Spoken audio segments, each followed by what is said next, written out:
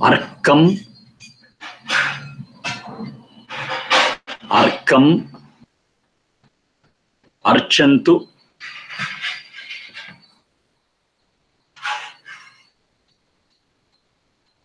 Arkam, Archantu, Karavaha.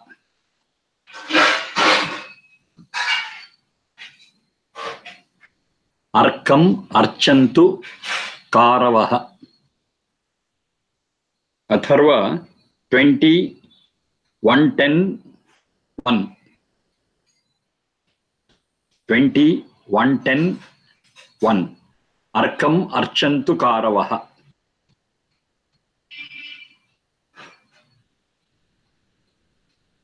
Arkam, Archantu, both have the same root. Archa Pujayam. Archa Pujayam. Puja means reverence. Archa Pujayam.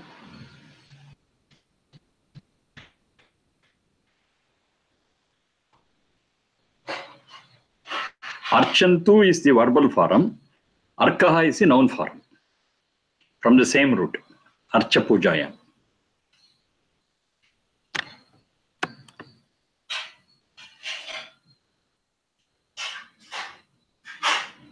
Arka, Arkam, that's the Dvitiya Vibhakti.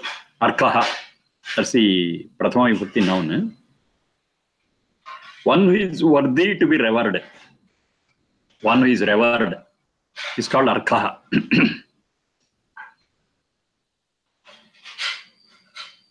Archantu, let it be respected. The same Archa Pujayam in the noun form.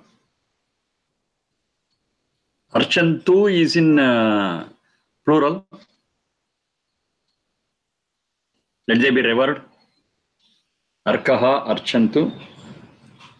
Karavaha. Karavaha,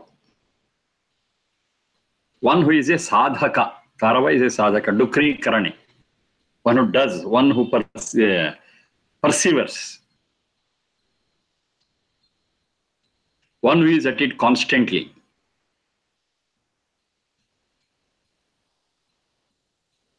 Is a karu, and the plural form it is karavaha.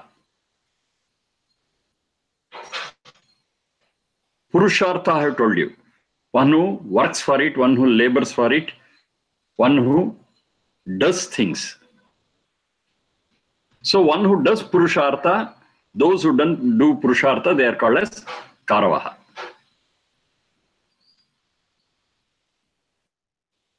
Like those achievers, achiever it could be two things. One who is at it, one who has achieved. Achieved is also Karavaha. One who is in the process of achieving is also an achiever. But he has not yet reached the goal, but he is in the path. He is called as Karavaha.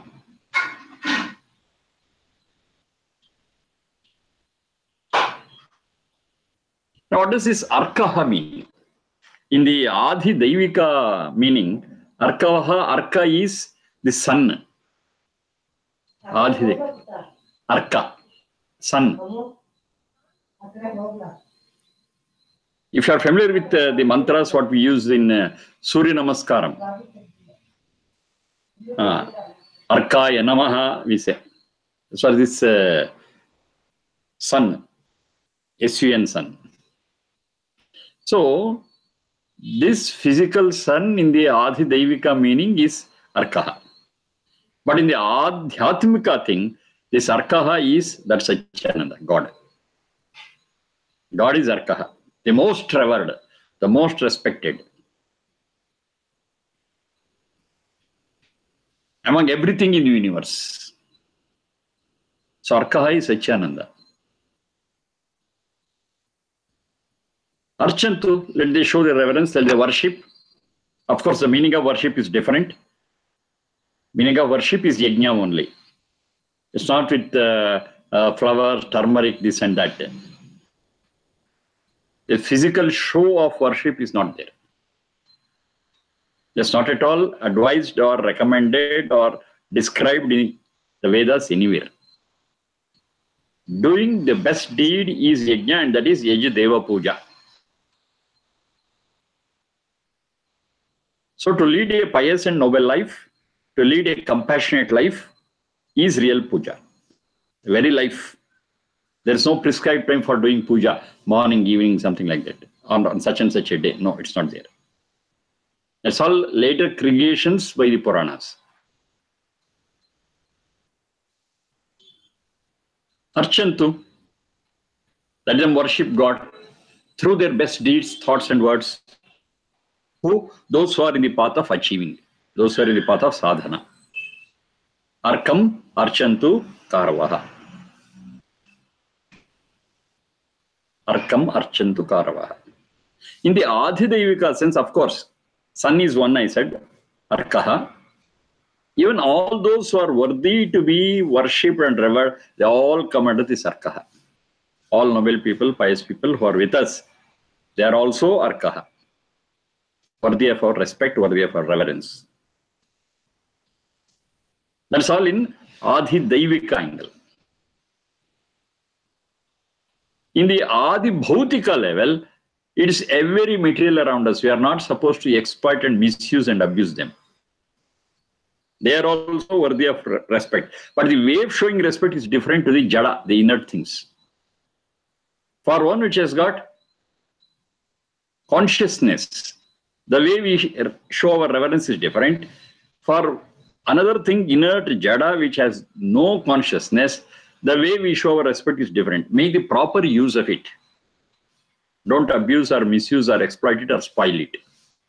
That is showing respect to those inert things, jada. You say, oh, jada, I salute it, will not understand because it doesn't have consciousness. We are not talking to it. We are not doing prayer before all those inert things, jada padarthas. They will not understand because they don't have that consciousness. Chetana is not there. They are all achetana. Even achetana things have to be worshipped, but the way of worship is different. That is proper use of it. It's all given to us for use, and have to make a proper use of it and not spoil it, not pollute it.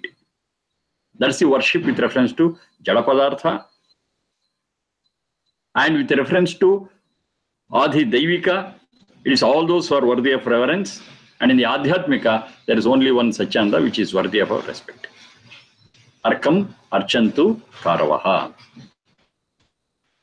That is one small sentence at the three levels. Adhibhautika and Adhidevika and Adhyatmika, have to understand it, and it is equal to three sentences because of the levels. So this is how Vedas go.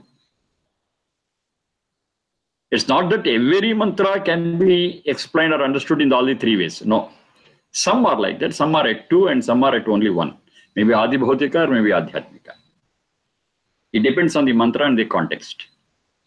But here, this mantra can be understood at all the three levels: Adhibhautika, Adhidevika, and Adhyatmika. Adhibhautika, all inert things, proper use, non-polluting. Adhidevika, the sun and all the other knowledgeable people worthy of our reverence, respectable people. And Adhyatmika, that one God Satchidananda. And the way we worship also is different. In the Adhibhautika, we are not polluting, that is worship. In the Adhidevika, we listen to their guidance and wisdom.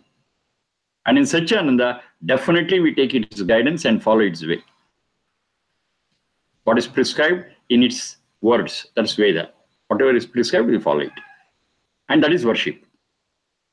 Not offering anything to God. God doesn't need anything. He's already satiated. Nitya Trupta. So there is nothing that God requires. There is nothing that we can give to God. The only thing is we can surrender to His system. And that is worship there. That is showing respect to His system. He is respecting God. Arkam, Archantu, Karavaha. Next one. Aham, Surya. Aham, Surya, Ivajani. Aham Surya Ivajani. Atharva 20:115:1. Atharva 20:115:1. Aham Surya Ivajani. Aham Surya Iva Ajani. Jani Pradarbha, let me become. Iva, like. Aham Ajani, let me become. Iva, like Surya.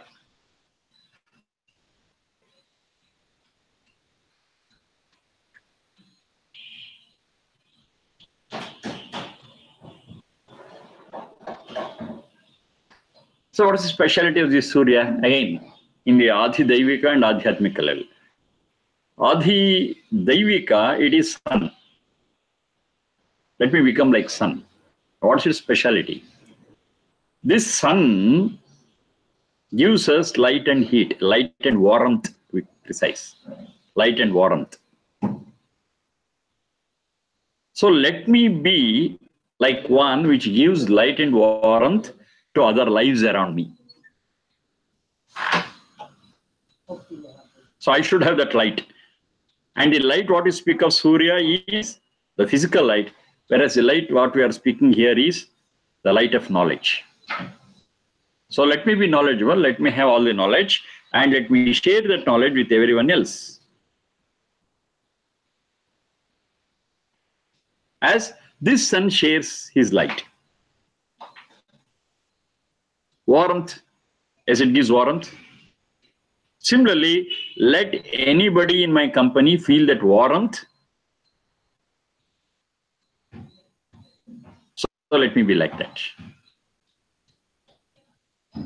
Aham Surya Ivajani.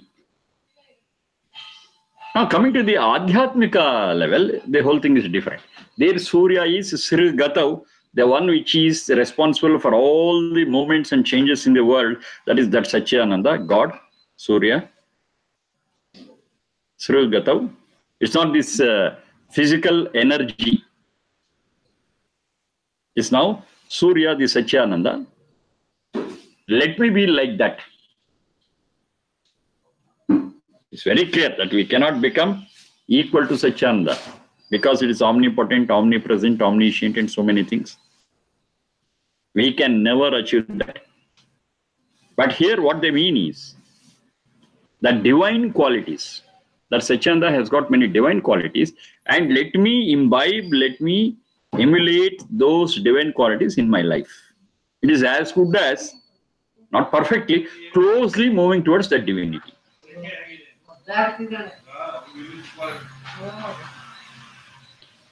Divinity. And sharing those divine qualities of Satchidananda is what is called as bhakti. It's not a show off. Bhakti is not a show off.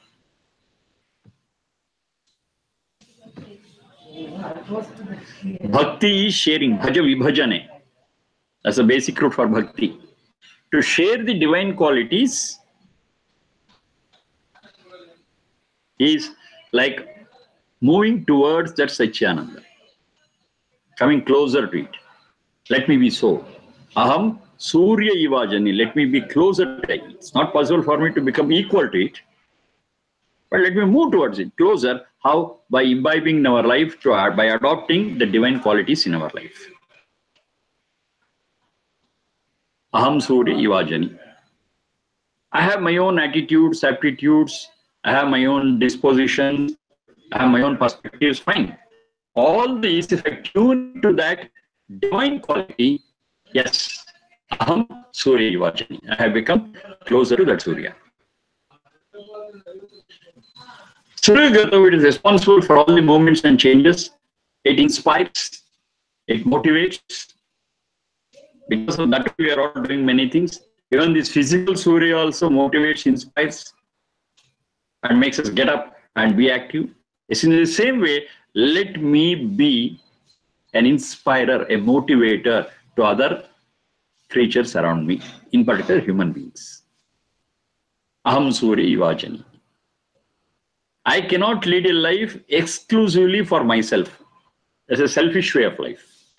I am part of this society, I am part of this world, and let me attain a higher levels in my knowledge and way of life and the like, and let me inspire and motivate others also to achieve it.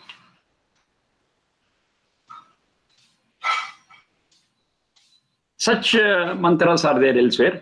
Shranvanto Vishwamaryam, etc.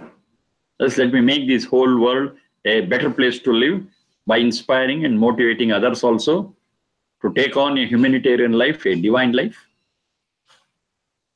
It's there. That idea is expressed elsewhere. So that we have to take here as a complementary one and complete the meaning of this. Aham Surya Ivajani. I become independent. I become a self-motivator. I inspire myself, and the same inspiration, motivation, I pass it on to others. So I become a Surya.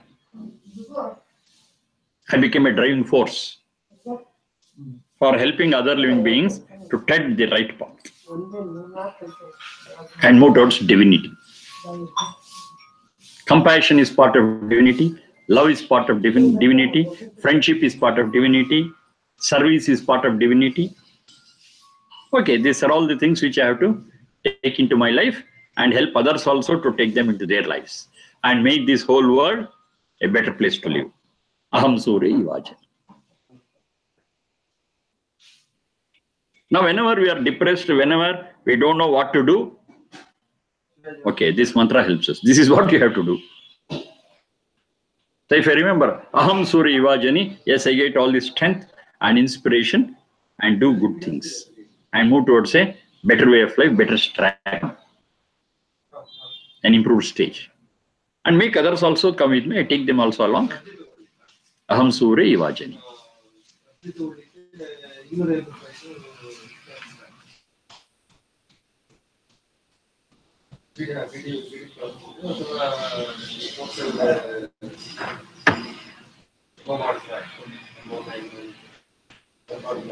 Yadyadyami. Yadyadyami. Tadabhara. Yadyadyami tadabhara.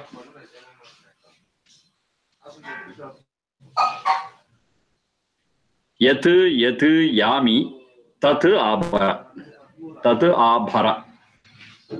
Atharva 20:118:2. 20:118:2. Yami is to ask for. Yami is to ask for. Yancha karma. Yancha. To ask for.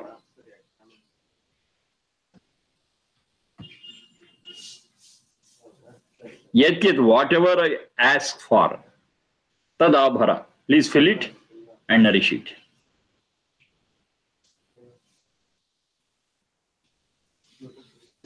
Yat yami tat abhara. That is Atharva 118:2. 20:118:2. Yat yami tat abhara. Whatever I ask for, let it be given. Now, on the face of it, it appears foolish. Because whatever I ask for, definitely I will not get it. So this gets meaning only when you understand what is to be asked. So if I am alert, if I am intelligent enough, if I am wise enough, as to what I have to ask, then definitely that will be given, fulfilled. So the whole secret of this Veda mantra is in that yat yami, whatever I ask for and what I should ask for. I cannot ask every this and that.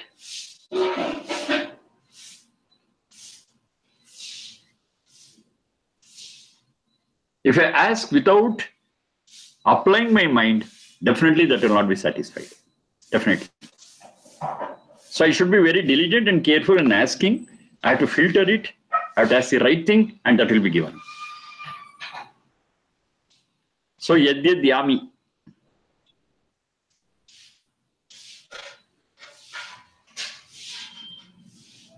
Tadabhara. Yes, that will be fulfilled, that will be satisfied. So our wishes have to be deserving to be fulfilled. So that is inherent in this piece of Veda mantra. It's not that whatever I ask for, it will be given. If it is so, people will ask whatever they want according to their whims and fancies, and definitely that will not be given. Then say, what is this Veda mantra? It says ask for anything, it will be given. No. It will be given provided what you ask for is really worthy. That condition is inherent in this. Of course, in several other Veda mantras also.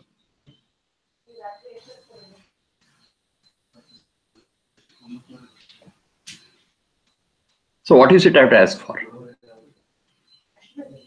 As a human being, what is it I have to ask for?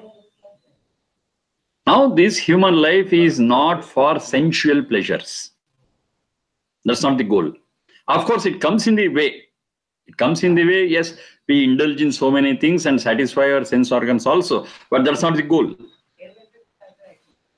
The very purpose of human life is to manage the samskaras, the imprints on the soul. That's the final purpose. And this is possible only in human form. In the form of any other creature, this is not possible at all, unimaginable. So in human life, the management of the samskaras, the imprints on the soul has to be done. Only then the purpose of human life is achieved. That's the ultimate goal. So how to manage it? Yes, there are a lot of imprints on our soul, good, bad, positive, negative. We have to understand, we have to get into us and find out what are all the samskaras we have got, what are the imprints we have got, to get into and that inward journey to see all these things, to investigate all these things, to find out all this, to discover all these things. That is called as yoga. Yoga chitta vritti nirodha. Understanding chitta vritti is the first place in that. So I have to understand what I am.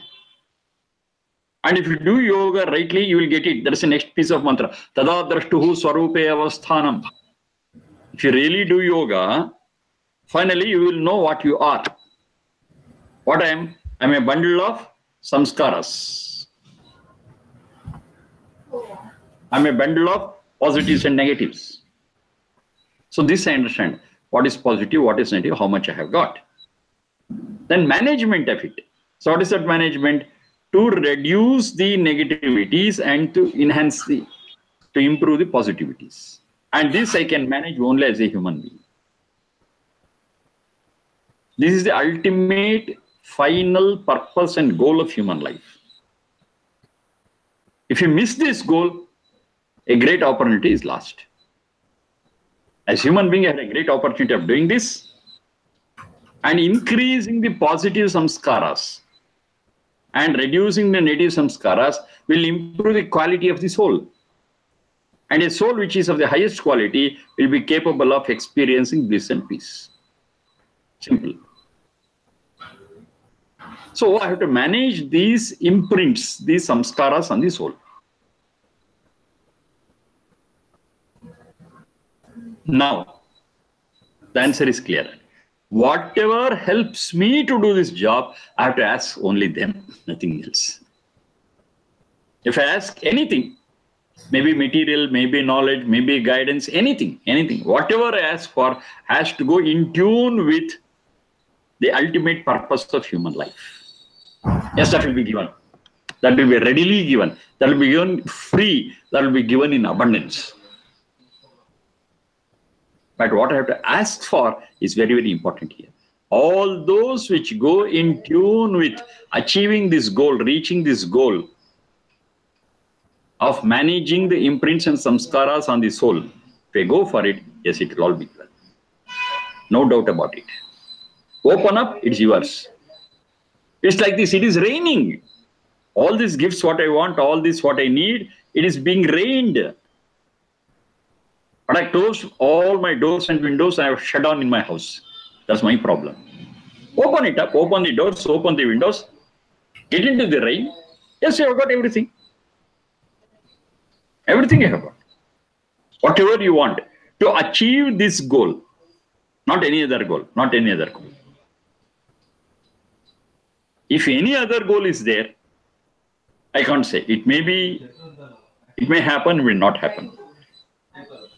If it is negative, yes, sometimes it happens, but at the same time, punishment also follows because it's a wrong asking, wrong wish. So these wishes could be in my thought, could be in my words, could be in my action.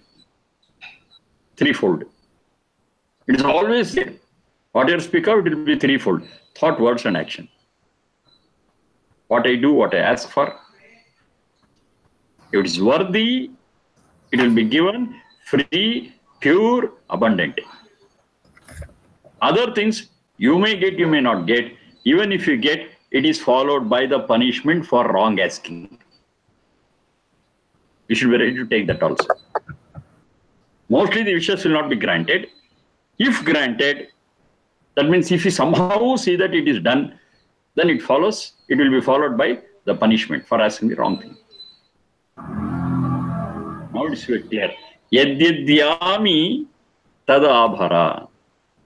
So the whole responsibility, the whole onus is on me to ask the right things. Then it will be given. As for the wrong thing, it will not be given. By coincidence, if it comes to you, you cannot digest it. Or it will be with punishment. Because asking is not worthy or noble. But it's positive, noble, pious, yes. Yadyadyami tadabha. I have a right to ask for it. I have a right. Because what I'm asking is right. One right is opposite of wrong. Another right is opposite of responsibility, duty. I have got a right to write things. So it is my responsibility to see that what I ask for is worthy and deserving to be given. Yadyadyami tadabhara. It's very clear. What is to be asked is to be very well scrutinized. It is scrutinized. What is it I'm asking for? Is it right? If I scrutinize and finally ask for, yes, it's mine.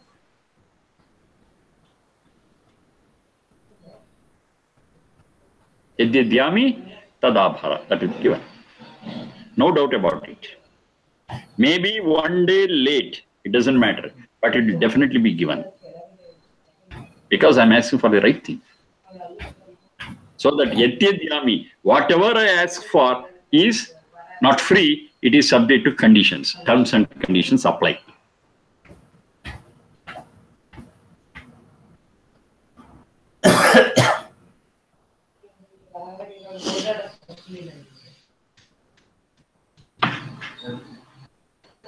Ahamasmi Virini. You have done it? Ahamasmi Virini. I'll just rush through. It is Atharva 20, 126, 9. 20, 126, 9. Atharva. Ahamasmi Virini. I am brave. And that Virini is in feminine gender. So I told very clearly that this is the words, prayer uttered by a gentle lady. So saying that women are not eligible to read Vedas is totally a wrong thing. It's there. This is to be uttered by a gentlewoman. She says, I am brave. And she has to be. She has to achieve it. And as far as the Vedic culture is concerned, Vedic guidelines are concerned in putting all the four Vedas together, nowhere there is discrimination on the basis of gender. I stress it. Nowhere there is any discrimination on the basis of gender. The reason is very simple. All the guidelines in the Vedas are for emancipation of the soul, for the upliftment of the soul. And soul is beyond gender. Simple. Gender is a factor of the physical body. Gender is totally a sign of physical body, the physical form. The physical form is of one type, it is male, otherwise it is female. But all what is said in the Vedas is not for the body. Of course, in some places it is said for the body also, but most of it is for the improvement of the soul, for the strengthening and purifying of the soul. So in the question of soul, there is no gender at all.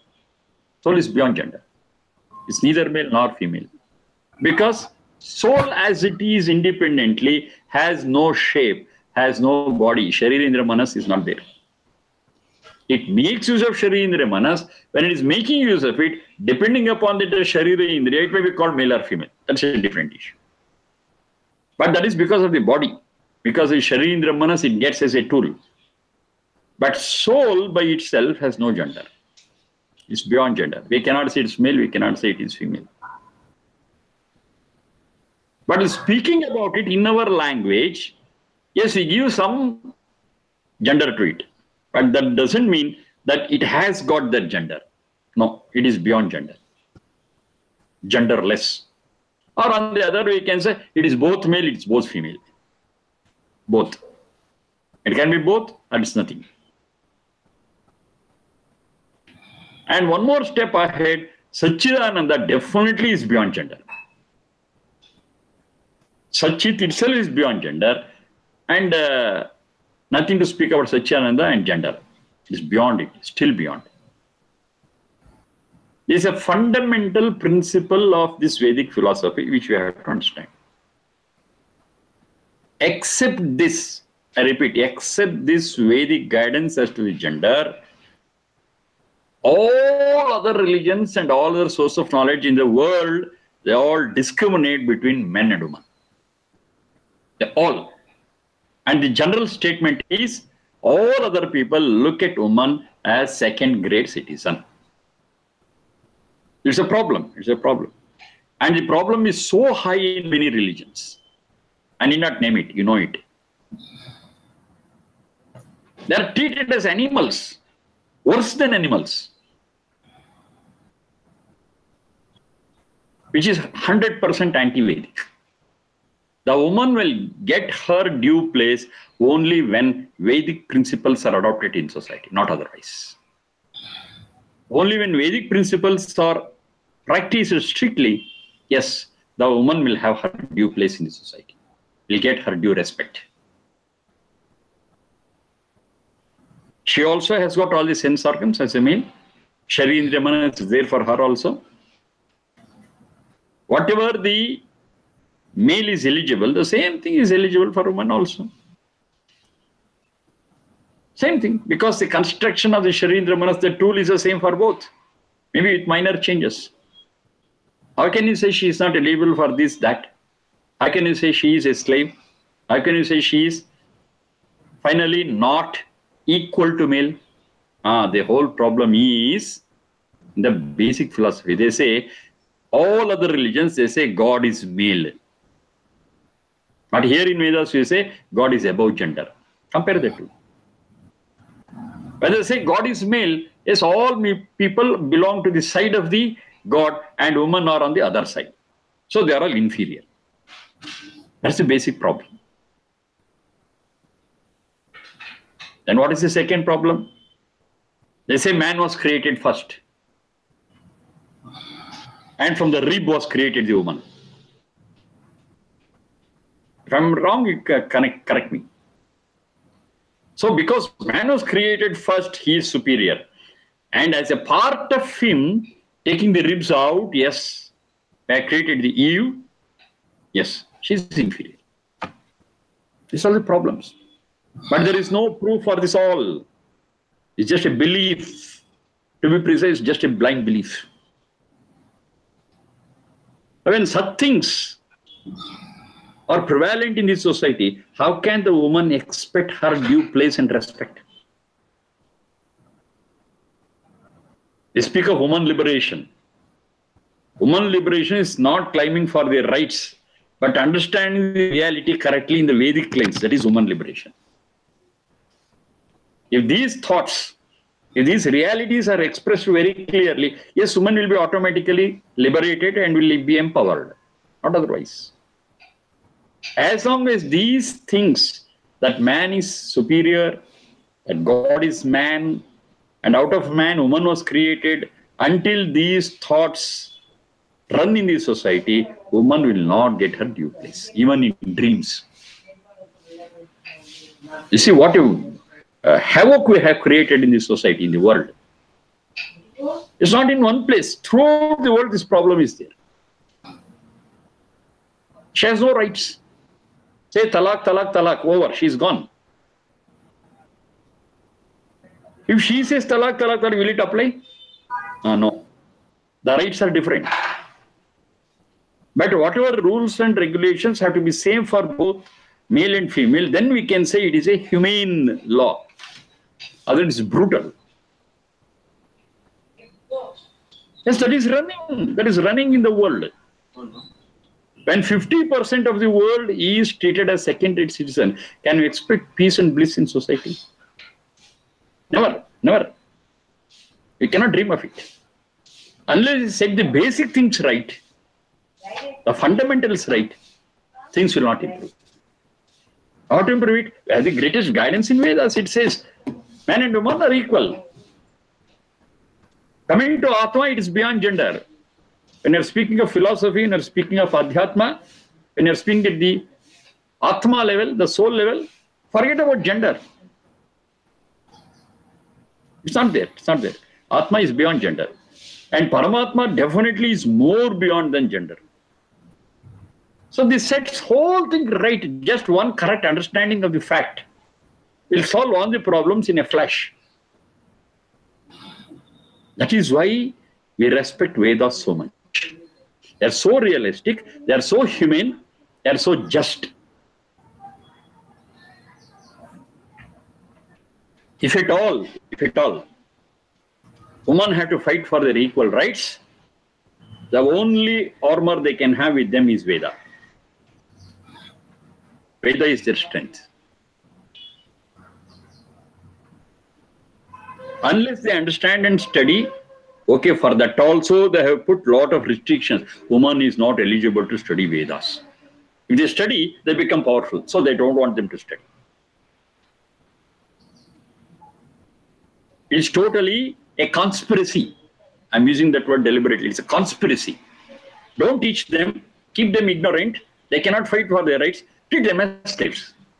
Treat them as second-rate citizens. It's a conspiracy by all the men folk of all religions, except those who follow Vedic religion strictly, Vedic guidance strictly, except those. Everyone else is doing the same conspiracy. It's a very serious thing. It changes the whole face of world. It changes the whole structure of the society. But the conspiracy is running. That's the thing. Early we recognize, early we wake up, early we follow the Vedic principles. This cannot be solved. There is no solution, there is no ray of hope. The only ray of hope is studying of Vedas and implementing.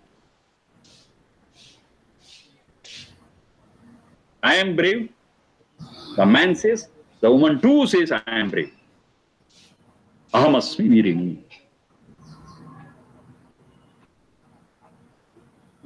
So now, it's for us who have been exposed to the Vedic thoughts to spread the word and see that people understand what is really happening and what ought to happen.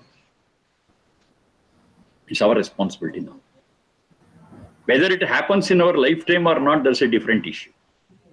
But we in our lives shall not discriminate between men and women. Let us not discriminate on the basis of gender. We shall respect everyone equally. And we shall progress in our spiritual way, Adhyatmika. We shall progress in our Adhyatma way and let us not discriminate. And tell others also, don't discriminate.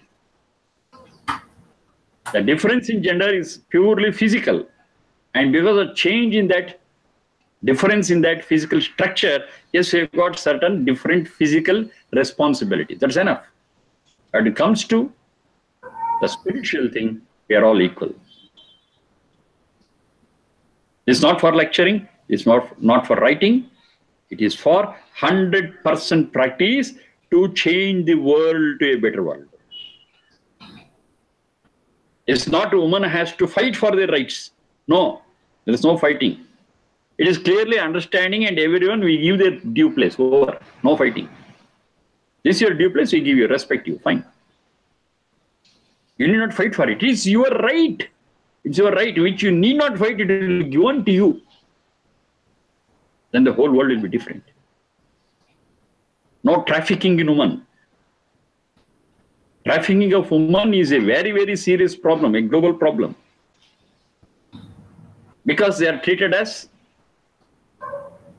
objects of entertainment, object of pleasure. But they are not. They too have got souls, they too have got feelings, they too have got things, thought, everything. But if we ignore all of them, treat them as animals, yes, trafficking of women works. Though law says it is not right, there are 100 ways to bypass the law and do it. And it is happening. It's a very serious problem. Of course, by God's grace, we are not into that racket. But imagine their plight in that racket. Unbelievable, unbearable. Worse than animals. What's it we are doing for that? Nothing. Because we are all safe and we are in a comfortable position, most of the time we forget about it. But no, we have to raise our voice against this trafficking.